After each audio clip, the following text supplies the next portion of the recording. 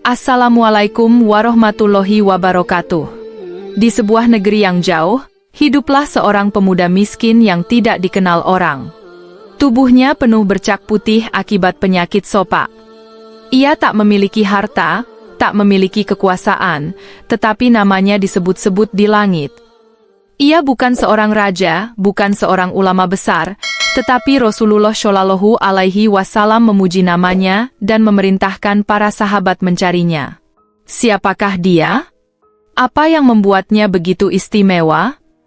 Inilah kisah Uwais Al-Qarni, seorang pemuda yang cintanya kepada ibunya menggetarkan langit.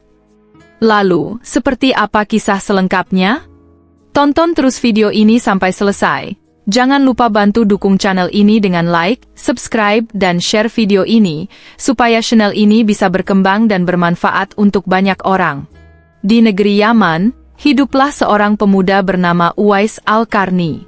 Ia menderita penyakit sopak yang menyebabkan warna kulitnya belang-belang. Meski memiliki kekurangan fisik, Uwais adalah seorang pemuda yang saleh dan sangat berbakti kepada ibunya, seorang wanita tua yang lumpuh. Dengan penuh kasih sayang, ia merawat ibunya dan selalu berusaha memenuhi setiap permintaannya. Namun, ada satu permintaan yang terasa begitu sulit untuk diwujudkan. Anakku, mungkin waktu ibu di dunia ini tak lama lagi. Ibu ingin sekali bisa menunaikan ibadah haji, pinta sang ibu dengan penuh harap. Permintaan itu membuat Uwais termenung. Ia tahu bahwa perjalanan ke Makkah bukanlah hal yang mudah. Jarak yang begitu jauh harus ditempuh melewati padang pasir yang panas dan tandus. Orang-orang biasanya berangkat dengan unta dan membawa banyak perbekalan. Namun, bagaimana dengan dirinya? Ia hanyalah seorang pemuda miskin tanpa kendaraan atau harta yang cukup. Tak ingin mengecewakan ibunya, Uwais terus berpikir mencari cara. Akhirnya, ia memutuskan untuk membeli seekor anak lembu. Tetapi untuk apa? Bukankah mustahil pergi haji dengan menaiki lembu? Uwais kemudian membangun sebuah kandang di puncak bukit. Setiap hari, ia menggendong anak lembu itu naik dan turun bukit tanpa terlewat satu hari pun.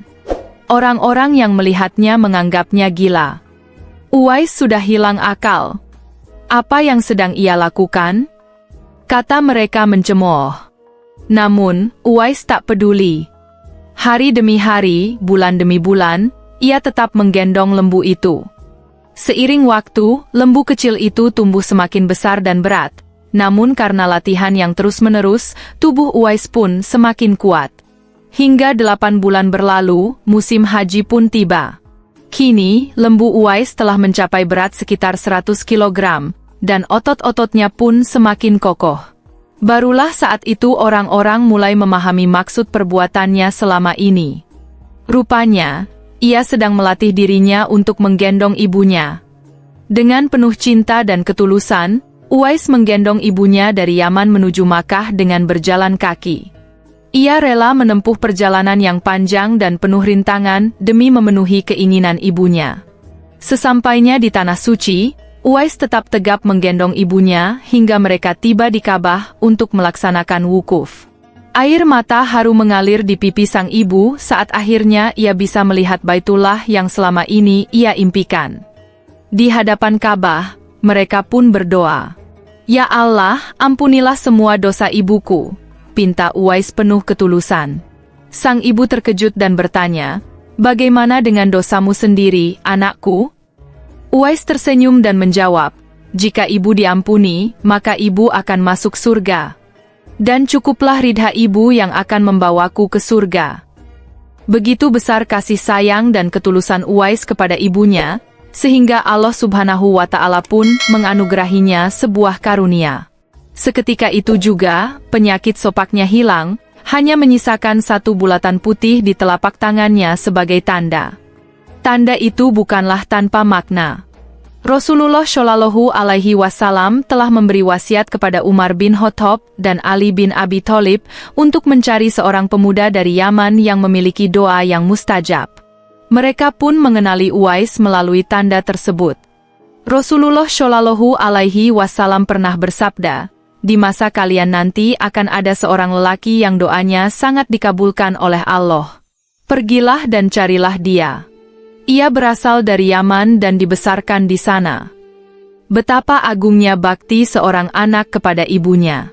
Rasulullah Shallallahu Alaihi Wasallam juga mengingatkan kita dalam sebuah hadis. Sesungguhnya Allah mengharamkan atas kamu durhaka kepada ibu, menolak kewajiban, meminta sesuatu yang bukan haknya, serta membunuh anak hidup-hidup. Dan Allah membenci banyak bicara tanpa manfaat, terlalu banyak bertanya, serta menghambur-hamburkan harta. H.R. Bukhari dan Muslim. Uwais Al-Qarni pergi ke Madinah. Setelah menempuh perjalanan yang panjang dan melelahkan, akhirnya Uwais Al-Qarni tiba di kota Madinah. Dengan hati penuh harap, ia segera mencari rumah Rasulullah Shallallahu Alaihi Wasallam. Setibanya di sana, ia mengetuk pintu dan mengucapkan salam. Tak lama kemudian, seseorang keluar dan membalas salamnya. Tanpa menunda waktu, Uwais segera menanyakan keberadaan Nabi yang sangat ingin ia temui. Namun, betapa kecewanya ia saat mengetahui bahwa Rasulullah tidak berada di rumah. Beliau sedang berada di medan pertempuran.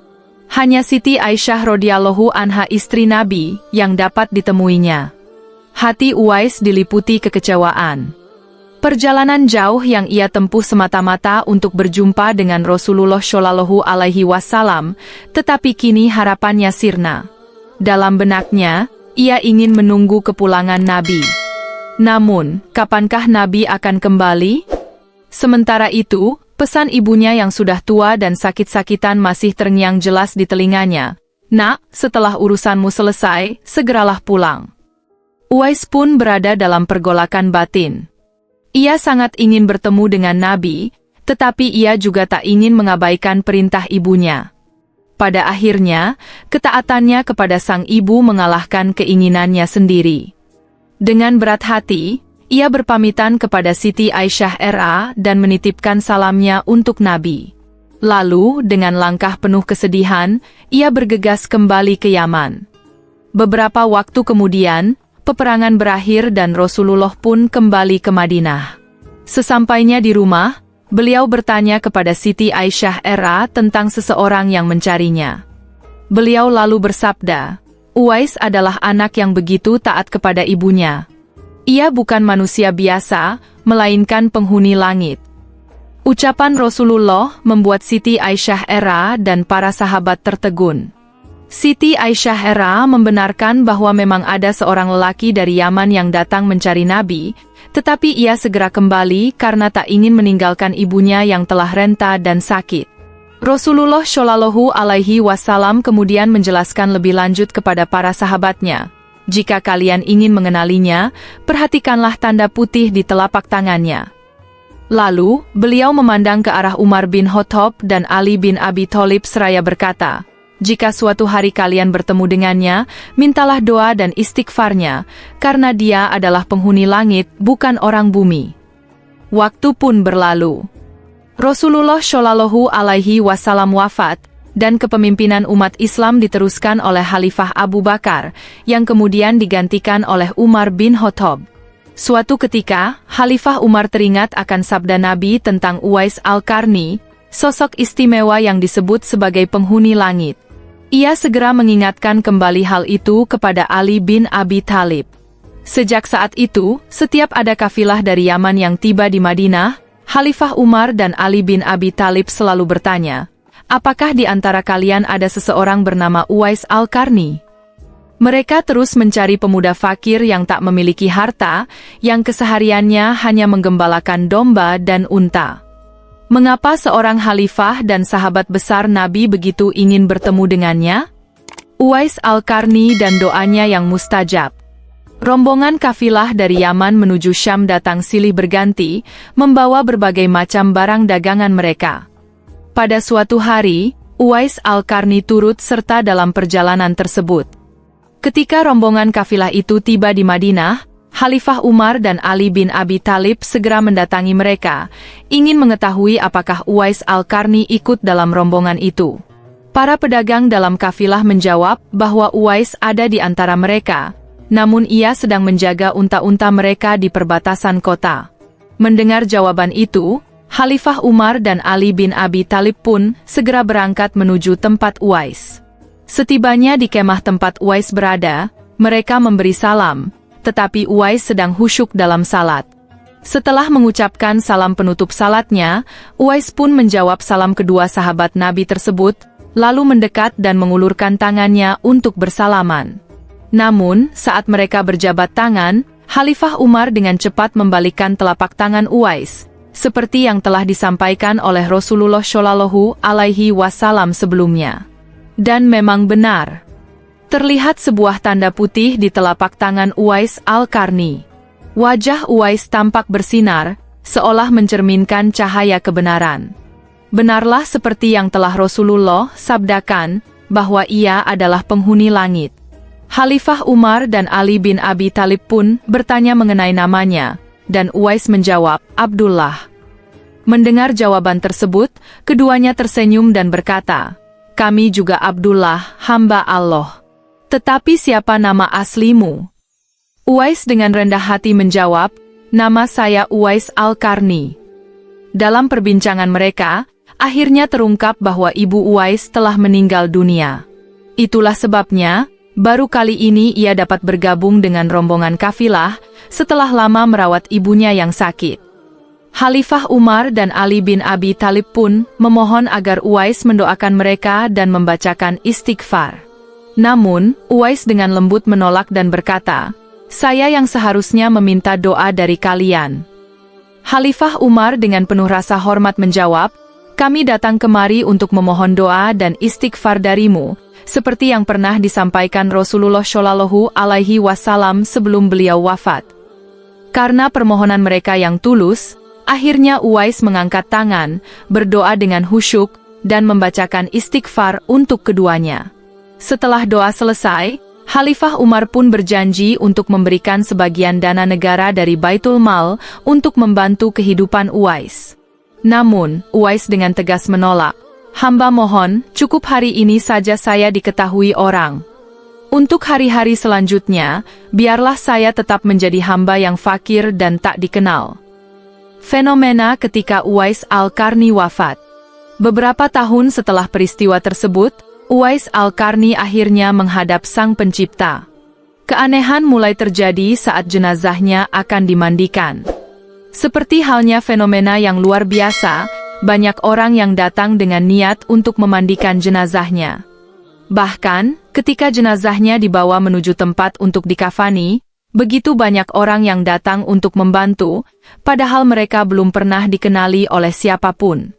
Begitu pula ketika kuburannya hendak digali, sekelompok orang sudah terlebih dahulu menggali lubang kuburnya sampai selesai, seolah-olah mereka sudah mengetahui kapan dan di mana Uwais akan dimakamkan.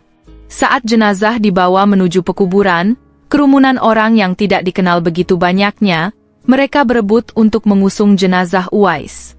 Keanehan demi keanehan membuat seluruh kota Yaman terkejut. Penduduk kota Yaman yang awalnya tidak tahu-menahu, terheran-heran melihat kejadian ini.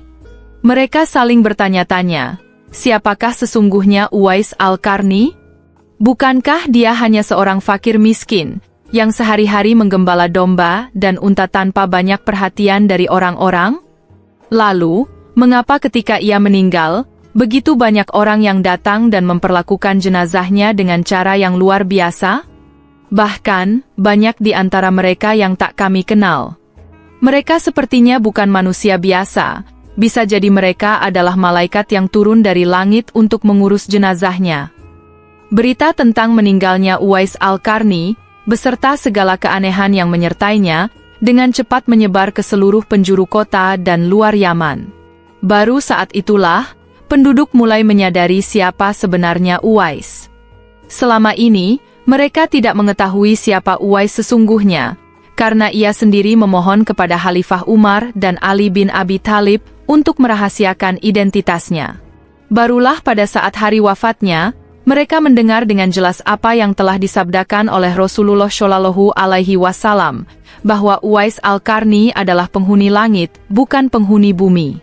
Inilah Uwais Al-Qarni, sosok yang sangat berbakti kepada ibunya, sebagaimana yang telah diajarkan oleh Rasulullah Shallallahu Alaihi Wasallam.